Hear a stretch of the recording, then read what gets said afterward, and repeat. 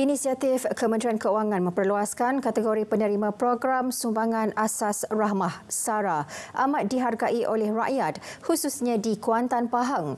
Ia dijangka akan membantu meringankan beban keuangan mereka dalam membeli barangan keperluan asas. Cakap terima kasih banyak-banyak. Lepas tu kita akan membeli keperluan harian lah.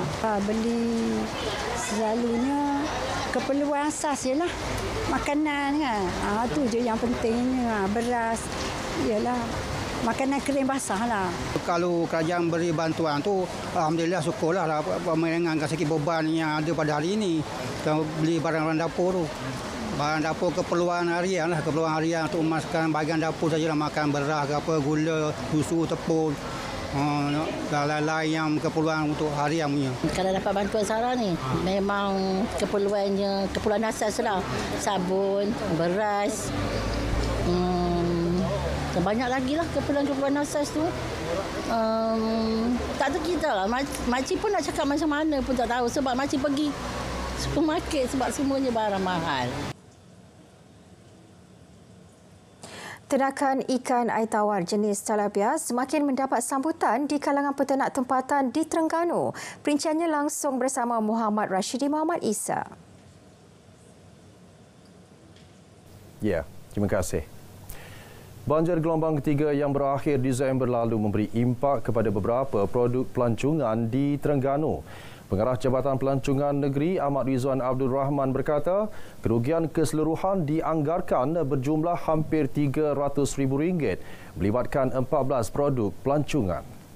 Daripada jumlah itu, 10 melibatkan produk pelancongan berteraskan komuniti CBT, manakala selebihnya kawasan rekreasi hutan lipur. Susulan itu, bantuan akan diagihkan secara berperingkat bagi membantu membaik pulih produk pelancongan. Yang setakat kita terima aduan setakat ini lebih kurang ada 5 lah. 5 dan ada 2 yang telah kita beri bantuan lah. Ya, iaitu di Kalang Warisan dan satu lagi di Besut. Tapi tak banyak lah. Kerugian tu antara 10 hingga 15,000 saja. Total semua dengan 5 tu? Sekarang kita masih lagi sedang mendapatkan maklumat yang lanjut lah. Tapi kita jangkakan tidak melebihi RM200,000 lah. Tambah beliau, nilai sebenar kerugian penggiat industri pelancongan sedang dikenal pasti dan akan diumumkan kelak. Jabatan Perikanan Terengganu mengeluarkan 100 hingga 200 tan metrik ikan tilapia setahun bagi pasaran tempatan. Ia melibatkan 1,800 buah sangkar yang diternak secara komersial di Sungai Comor, Tasik Kenyir, Hulu Terengganu. Pengarah Perikanan Negeri Rozaidi Mamat berkata, sehingga kini terdapat 14 pengusaha ternakan ikan air tawar jenis tilapia di kawasan zon industri aquakultur tersebut. Sejak 2007, perusahaan ikan tilapia dalam sangkar berkembang pesat sehingga mencecah 3,027 hektar perairan. Dari segi kualiti ikan yang kita dapat keluarkan di kawasan ini sangatlah baik, yang mana kita telah pun mempentenkan ikan-ikan yang keluar daripada zon industri aquakultur di Sungai Comor ini kita letakkan di bawah penjenamaan red kenyir. Ya. Jadi dengan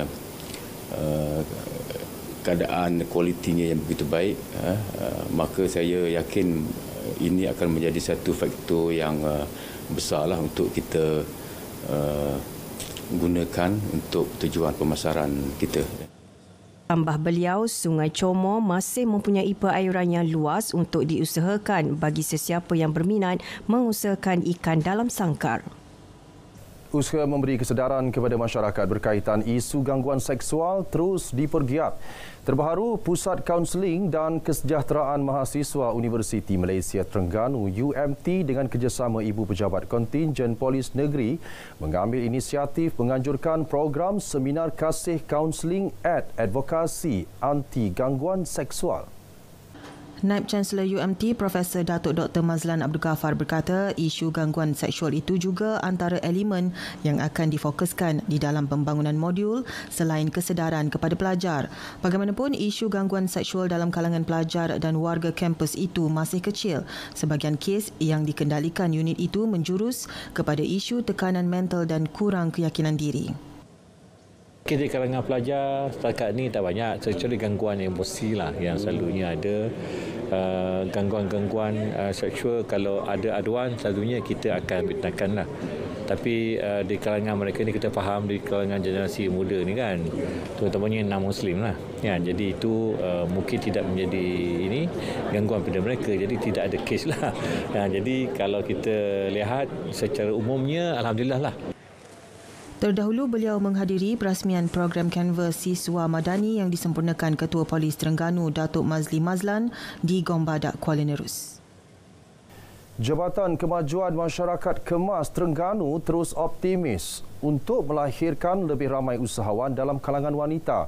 Terbaru 5 usahawan berjaya meraih pendapatan luar jangka selepas menyertai program pembungkusan dan pelabelan usahawan bimbingan Kemas. Pengarah Kemas Negeri Dr. Faridah Mat berkata program berkenaan mendapat penyertaan lebih 500 peserta seluruh negeri. Kita bantu mereka dan kita menggunakan konsultan lah, supaya dari sudut packaging dia, dari sudut labeling dan juga promotion tu. Jadi alhamdulillah mereka usahawan kita ni teruja, sekurang-kurangnya Kemas dapat membantu melariskan lagi produk-produk usahawan kita lah. Kesemua usahawan terpilih yang mengusahakan produk makanan itu menerima bantuan RM5,000 dari Interreka Studio Sdn Bhd. Bukan senang untuk saya masukkan produk ni, untuk saya dapatkan pelabelan tu untuk nutrisi semua benda tu kan memerlukan bajet. Tapi Kemas bantu saya dengan bajet yang dia orang bagi untuk maruku saya ni masuk ke makmal. Belum ni kita orang cuma gunakan stiker saja di kotak untuk produk kami. Sekarang dengan adanya kotak yang lebih kemas, customer lebih tertarik dengan produk kami. Lintas langsung dari Terengganu berakhir di sini. Dari sungai ke segara, Palestin pasti merdeka. Kembali ke Angkasa Puri, Kota Media. Baik, terima kasih Rashidi. Susulan kes pergaduhan melibatkan pemain dan pegawai pasukan ketika minit akhir perlawanan Liga Bola Sepak Terengganu di Kuala Nerus 12 Januari lalu. Siasatan mengenai insiden itu sudah dilengkapkan dan dirujuk ke Bukit Aman untuk tindakan lanjut.